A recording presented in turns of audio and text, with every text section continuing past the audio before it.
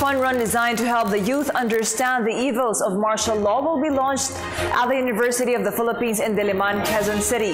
The event is being dubbed as the Great Lian Run. Again, more from Ara Perez. Martial law is said to spell out a dark past for the Philippines.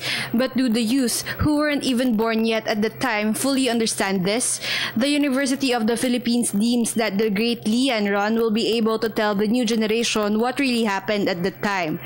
We'll try to recreate the conditions of that era in our history. So habang tumatakbo sila, malalaman nila kung ano yung nangyari na yon.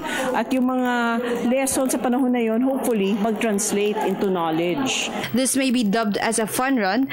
Participants should still take this seriously, as this is a memory of activism in the country during the 70s and the 80s.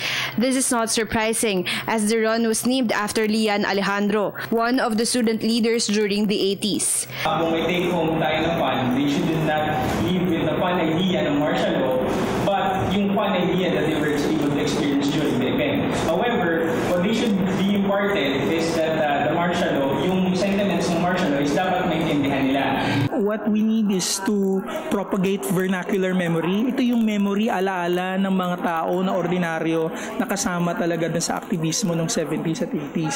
Kadalasan kasi pag kasaysayan, official lang. Ito yung kwento ng mga historians, ito yung sinabi ng Estado.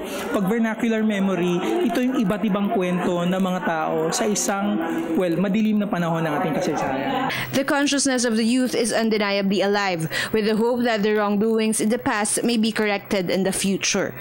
The liberties that we enjoy now are something that we should cherish.